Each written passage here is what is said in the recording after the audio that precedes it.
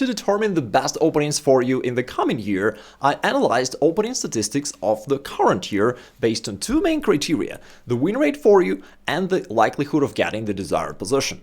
Alright, here are the top 5 best openings for you, and coming in number 5 is the opening weapon against the French defense. Here, as you enter the main line, usually you will see the move knight to f6. Pros here go bishop b4, which leads to complicated positional battles, but amateurs usually go into the classical variation. Now you advance this pawn hitting the knight, and as it goes back, the main theory revolves around the move pawn f4, which again leads to very complex positions. But what I recommend you to do instead is to just bring this knight out. And not only is it a natural and normal development, it also sets a really nice trap along the way. Usually, they'll play c5, undermining your center, and once you trade on c5 and develop your bishop, lots of your opponents, in some common variation, will castle kingside, which castles right into your devastating tactics known as the Greek gift sacrifice bishop takes h7, and that wins the game on the spot. The king probably will take it, then knight to g5 comes with a check, the king needs to move, if it goes back you just throw the queen out, threatening queen to h7 checkmate, and it is done. If black tries to prepare this escape path for the queen, there is a winning sequence, which is worth knowing by the way. Instead of going there straight away, you can first capture this pawn on f7, which is no longer guarded by the rook, so first grab that pawn, and you consecutively destroy every pawn that they got, leading to this checkmate. An additional benefit of this opening variation is that your opponents have plenty of opportunities to go wrong. If they don't castle straight away, maybe they decide to develop their knight first and attack this pawn, so you just defend it, and guess what? If they castle here, it makes no difference, you still hit them with the bishop and win the game. If they don't castle, it's also very tempting for them to play queen b6, as it actually looks like you overlooked this idea with a double attack to your pawn on f2, as well as to this pawn. So for a second, your opponent will be quite happy about that, thinking that he outsmarted you. But then you just castle, which also defends this pawn against this threat. And as they capture this pawn on b2, they are done once again. Now, this knight is attacked, but that's not a problem, as you jump forward, threatening knight c7 with a fork to his king and rook. This pushes them to castle, and as they do so, they walk right into your main attacking idea. You sack the bishop right there, continue with the knight to g5 check, after king goes back. In this position, there is one little nuance. You should not play queen h5. Usually that's the way to go in the Greek gift sacrifice, but here, if you play this move, all of a sudden they can play queen takes c2 with this unusual defense of their h7 square. But that's not a problem, really. You just reroute your queen differently. Instead of going there for the h7 square, you just reroute it this way, and you still threaten queen to h7 checkmate. Moreover, in addition to this usual threat, now their queen is also sort of trapped, and you've got an additional idea to play rook to b1 and to just capture it. But in reality, you don't even need their queen, because if they cover somehow, you play queen h3, and now this is actually a checkmate, because queen takes c2 is no longer helpful because of this pawn on g6, which blocks the diagonal, and so you push with your main idea and win the game. Coming in number 4 is your opening weapon against the Sicilian defense, pawn to c5. What I recommend you to do here is to play pawn c3, the so-called Alpine variation, getting ready to play d4 and to build this beautiful pawn center. Here's what's nice about it. First off, you cut off all the main theory of the Sicilian defense, because it's really astonishing. The variety of options that black can choose from is overwhelming, but with the Alpine variation you narrow it down to just a single system.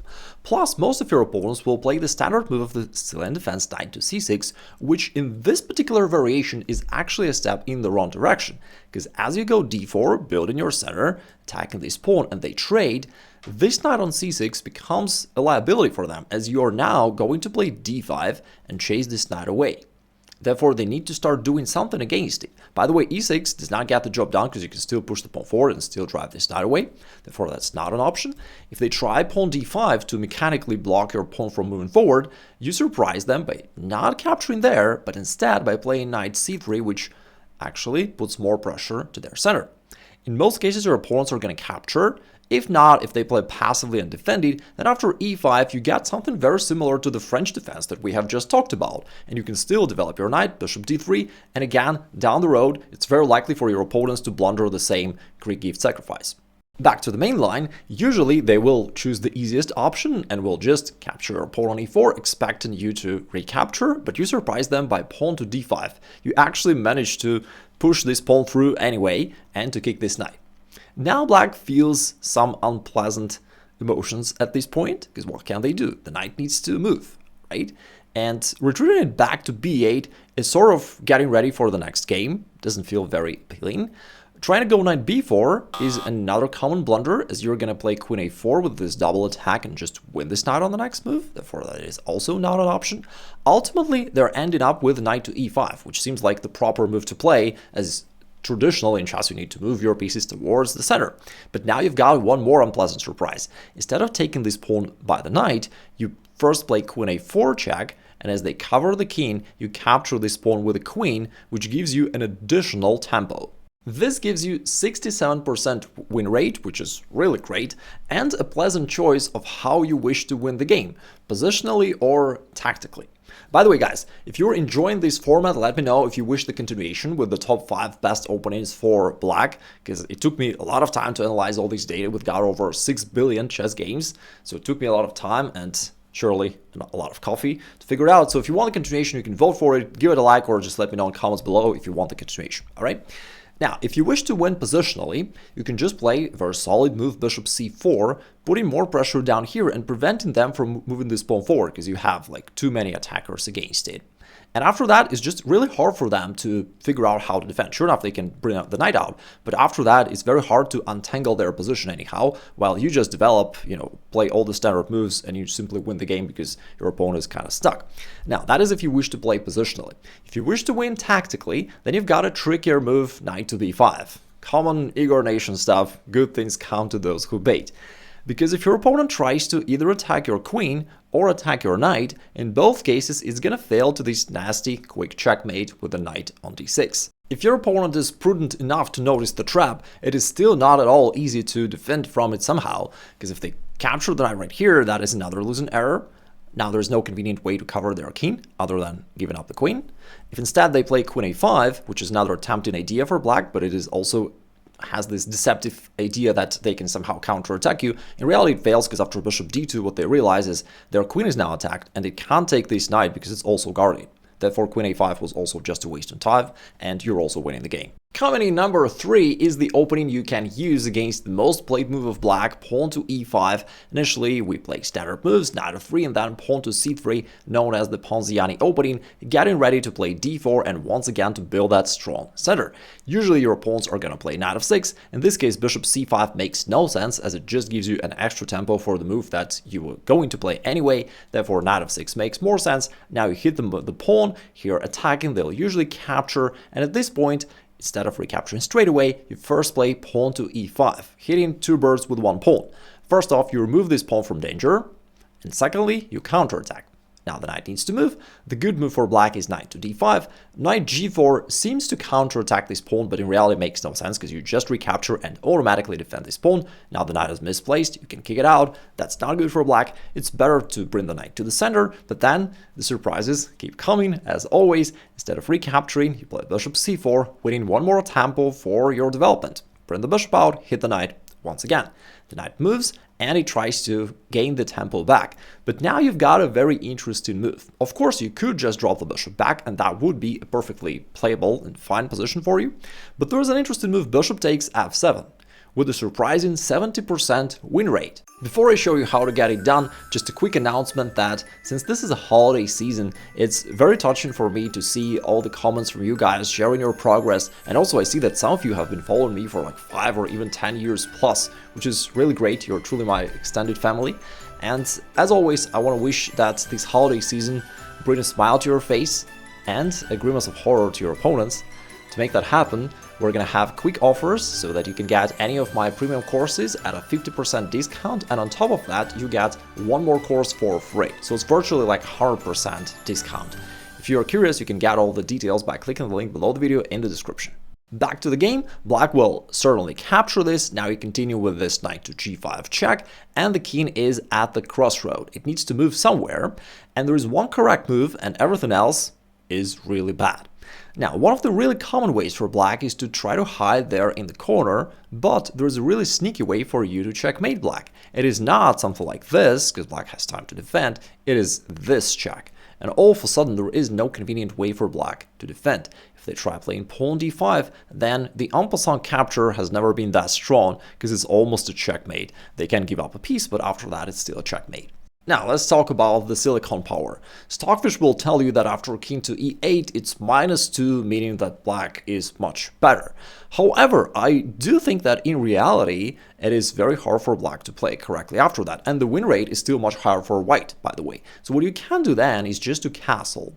And let's not forget that this king has moved back and forth, therefore it cannot castle anymore in this game, which means that the king is going to stuck here in the center of the board. It's also quite exposed and vulnerable across all these diagonals, and it's not easy for black to complete their development normally, therefore it's just pretty hard for black to play properly. If they ever capture this pawn on e5, they're opening this file for your rook. If they play bishop e7 trying to hit the knight, you just guard it once again, you have these two defenders. And at this point, again, like taking on e5 is a little bit dangerous because it opens up this file. Taking here on c3 allows you to bring your knight into play. h6 is a very common blunder, which probably most of your opponents will play. It fails to queen h5 check. And here's the difference. With the pawn on h6, not h7, they can't play g6 anymore, because if they play g6, you just capture it. Not this one. You capture this one on g6, and there is no supporting pawn on h7. That's the difference on the next move. This is a checkmate. Therefore, even though theoretically black can defend, meaning Stockfish can defend, it does mean that your opponents can. Comedy number 2 is the opening weapon against the Caracan defense, preached by some internet influencers. Nothing personal, but if you want to beat Gotham subscribers next year, here's what you can do. We can go for the Tennyson Gambit, also known as intercontinental ballistic missile, where instead of recapturing, you go for this knight to g5. And then after this trade, it is actually 72% win rate for white. Now, here's the difference. The same Tennyson Gambit can be used against different openings, but against the Caracan defense in particular, it works the best, and that is why the success rate is so huge. Because against other openings, it's rather hope chess, but here it's actually a decent thing to play. Due to this ugly pawn on c6, black cannot play the normal move knight to c6, which would solve their problem, but now this move is unavailable, plus you also attack this pawn on h7. You want to grab it with your knight and even hit the bishop after that. Therefore, very often black wants to somehow guard this pawn by either pushing it forward or bringing the knight out. And in both cases, after either of these two moves, you're going to sack your knight on f7, the classical Tennyson Gambit trap, and after the king takes, because otherwise they're going to lose something due to this fork, after king takes, you've got one more surprise, bishop to g6 check with the discovered attack of their queen, where you win the game, you keep attacking, you grab the queen is exposed, and you should be winning here. To those of you who skipped directly to the first place, welcome to the video. Alright, so far we're talking about e5, the most common move of black by far. Now, previously I told you about the Ponziani opening, which is certainly very successful, but nevertheless it's a little bit shady, a little bit hope chess. Therefore, I also want to give you a really solid way of playing, which is aggressive, effective, but also solid. And that is bishop c4. Now, to those of you who've been following me for quite some time, it's probably not a surprise that bishop's opening is the opening that I really love, because it is unconventional, it gets your opponent out of their opening knowledge right from the very beginning of the game. It's also tricky, aggressive, and whatnot. Now, against this move, your opponents will typically bring their knights out and will bring their bishop out as they do it in the Italian game. The specific move order does not matter because you're going to follow the same plan. So let's say they play this move, or again, they can use any move order that they prefer. And somewhere here, instead of developing the knight straight away, you first push the pawn forward. That's the reason why we kept the knight right on its starting position for some time, because we did not want to block this pawn. And this f4 move really gives you a simple attack without any sacrifices, because unlike the King's Gambit, this pawn is no longer free for them to capture. If they take it, you just recapture, and then you develop your bishop with a tempo. You've got advantage in the center in this variation, so it's just great. Then you play knight f3. In the long run, you can push these pawns forward. It's great. Therefore, taking there, it's not that good for them. A more natural way for them is just to guard this pawn by going d6, and then you've got f5, which is a super tricky move. It shuts down this bishop, Black can't bring it here, they can't bring it here, they could play bishop d7, but it doesn't really change anything, and it always gives you this space advantage on the king side. Again, although position objectively is equal, it's just really hard for black to find the right plan here. If they try ever to play g6, it looks pretty dangerous, because now all these dark squares are weak. You already have one bishop pointing there, you can bring the other one somewhere there and attack all these weaknesses, so it feels pretty dangerous for them. And if they castle, that is a rare situation where castling is a losing blunder, even though typically, all the beginners are taught to castle early. But here, it was better not to, because if they castle after bishop g5, you have such a strong grip on black's position that they really can't just do anything. Because of this pin, the queen can't ever move. If it moves, you just trade there, and now this king is deadly exposed. You can come up with a knight and start hitting everything around, so that's not an option. If the queen does not move, you can capitalize on the pin and play knight d5 yourself, and then you will capture on f6 and still ruin their pawn structure and checkmate them pretty quickly. If they try h6, you could just bring the bishop back, but you can also humiliate them further and pair it with the fish and pole trap and go pawn h4, letting them capture this bishop, but that is a rookie error, because now your rook all of a sudden jumps into play and facilitates your attack. Plus you hit this knight on f6, and now black is gone.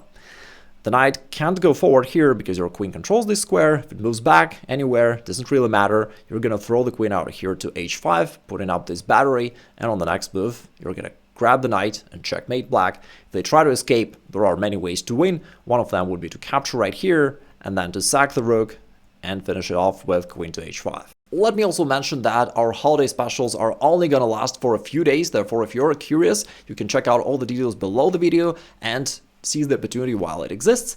Plus, if you wish me to record the continuation of this video with the top 5 best openings for black, then please vote for it or let me know in comments below, and I'll do that. So, talk to you soon.